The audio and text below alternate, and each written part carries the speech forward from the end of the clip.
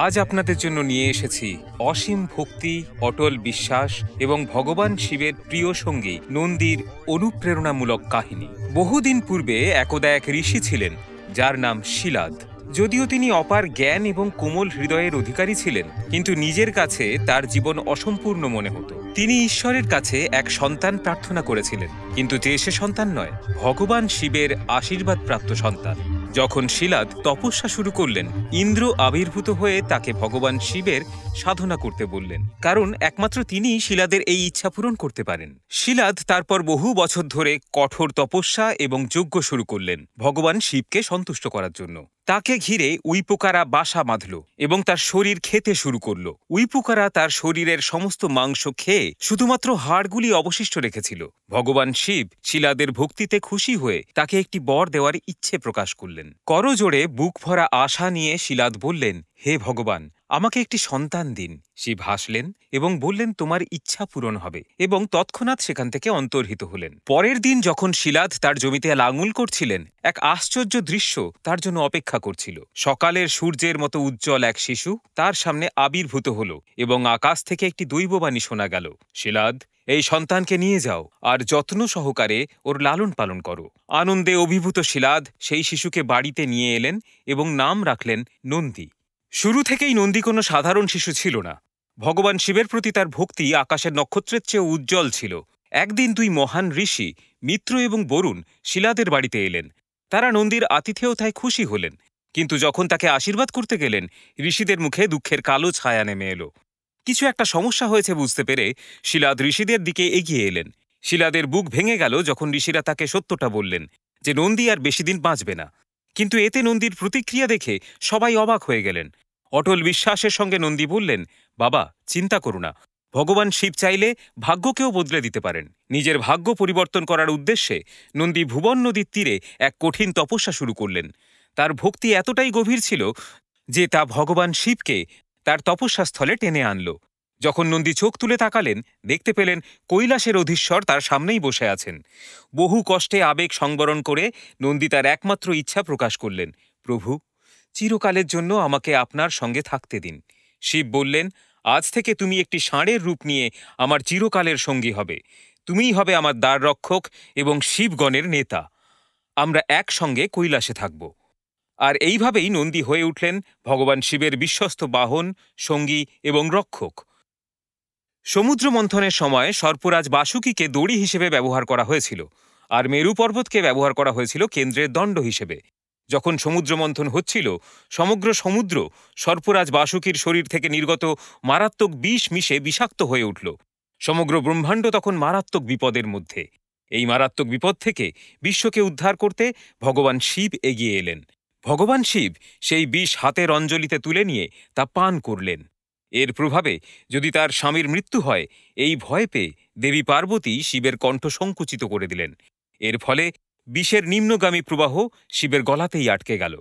যখন সেই বিষ শিবের মুখ থেকে চলকে পড়ছিল, নন্দী এক বিরাট লাফ দিয়ে সমুদ্রে ঝাঁপিয়ে পড়লেন এবং নিজের জীবনের পরোয়া না করে সেই চলকে পড়া বিষ পান করলেন। নন্দী এই ছড়িয়ে পড়া বিষ থেকে ব্রহ্মাণ্ডকে রক্ষা করেছিলেন। অসুর এবং দেবতাগণ যারা উপস্থিত ছিলেন, সবাই চমকে উঠলেন। নন্দীর কি হবে তা ভেবে ওরা সবাই হাহাকার করে উঠলেন। ভগবান শিব সবাইকে শান্ত করে বললেন, চিন্তিত হওয়ার কোনো কারণ নেই ভক্তবৃন্দ, কারণ নন্দী শুধু আমার সঙ্গীই নয়, নন্দীর মধ্যে আমারই দিব্য শক্তি রয়েছে। সে আমার দ্বারা সুরক্ষিত। নিজের ভক্তি দ্বারা নন্দী এটা প্রমাণ করেছিলেন যে প্রেম এবং বিশ্বাসের শক্তি দ্বারা ভয়ঙ্করতম বিপদকেও জয় করা যায়। সেই দিন থেকে নন্দী হয়ে উঠলেন অপার ভক্তি এবং আনুগত্যের প্রতীক। নন্দীর এই কাহিনী আমাদের মনে করায় প্রকৃত বিশ্বাস ভাগ্যের চাকাও ঘুরিয়ে দিতে পারে। কুবেরের সঙ্গে যুদ্ধে জয়লাভ করে এবং তার স্বর্গীয় পুষ্পক বিমান হরণ করে লঙ্কেশ্বর রাক্ষসরাজ দশানন রাবণ বিজয়যাত্রায় বেরিয়েছিলেন। তিনি ফিরছিলেন তার স্বর্ণ লঙ্কায়। পথে কৈলাস পর্বতের অপার্থিব সৌন্দর্য দেখে তিনি অবাক হলেন, যা হল ভগবান শিব এবং দেবী পার্বতীর দিব্য আবাসস্থল। যখন রাবণ কৈলাস পর্বতের ওপর দিয়ে উড়ে যাওয়ার চেষ্টা করছিলেন, তিনি দেখলেন কোনো এক কারণে তার পুষ্পক বিমান কৈলাস পর্বতের ওপর দিয়ে উড়ে যেতে পারছে না। বাধাপ্রাপ্ত হয়ে অত্যন্ত ক্রুদ্ধ ও বিভ্রান্ত পুষ্পক বিমান কৈলাস পর্বতের পাদদেশে নেমে আসে। অহংকারী রাবণ সিদ্ধান্ত নিলেন এই বিপত্তির কারণ অনুসন্ধান করবেন। কৈলাসের পাদদেশে পৌঁছে রাবণের সঙ্গে পবিত্র ষাঁড় ও কৈলাসের অনুগত দ্বাররক্ষী নন্দীর দেখা হল।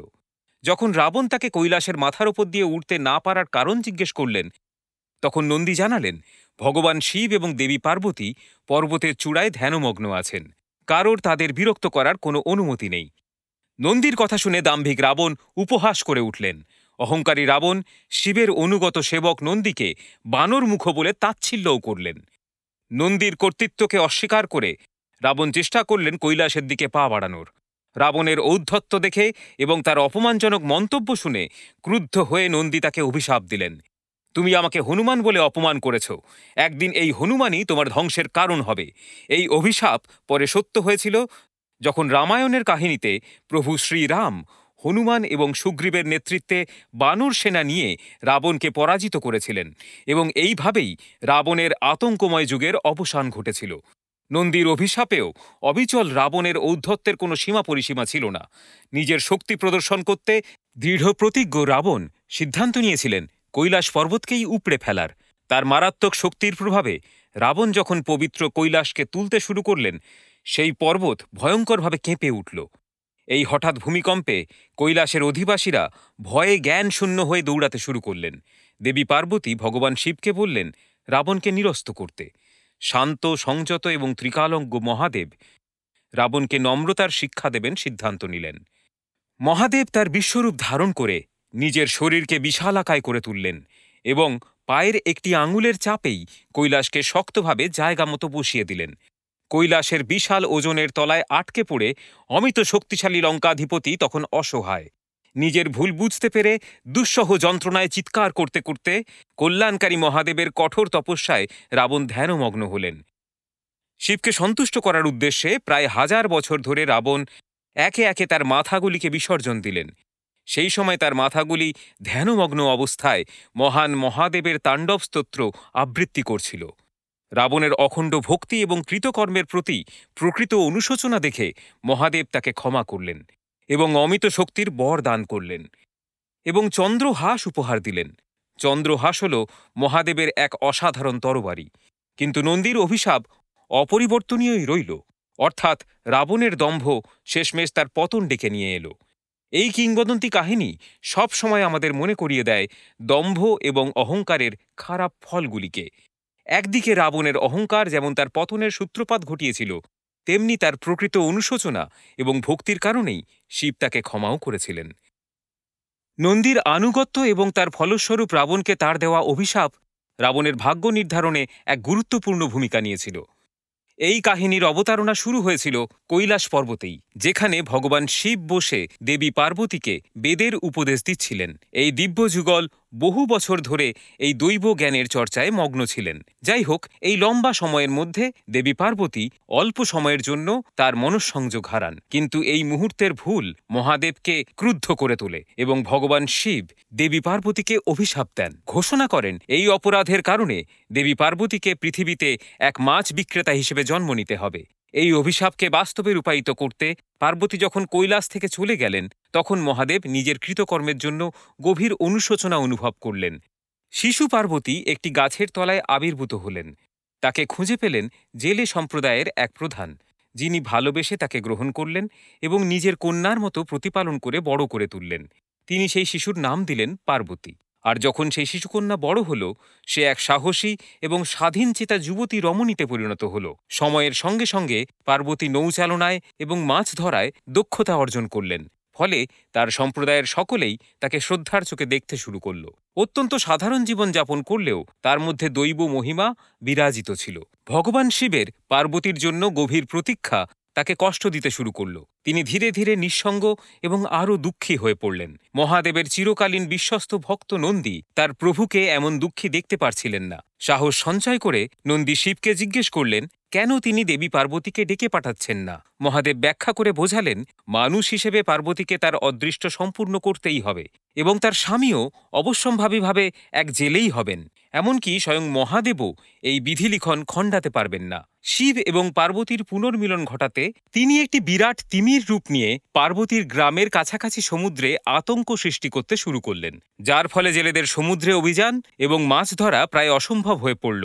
জেলেদের জীবিকা ক্ষতিগ্রস্ত হওয়ার ফলে পার্বতীর বাবা ওই জেলে সম্প্রদায়ের প্রধান ঘোষণা করলেন যে ওই তিমিটিকে যে ধরতে পারবে তার সাথে তিনি পার্বতীর বিবাহ দেবেন। মহাদেব এক সুদর্শন, আত্মবিশ্বাসী এবং সুঠাম দেহের অধিকারী জেলের রূপ ধারণ করলেন।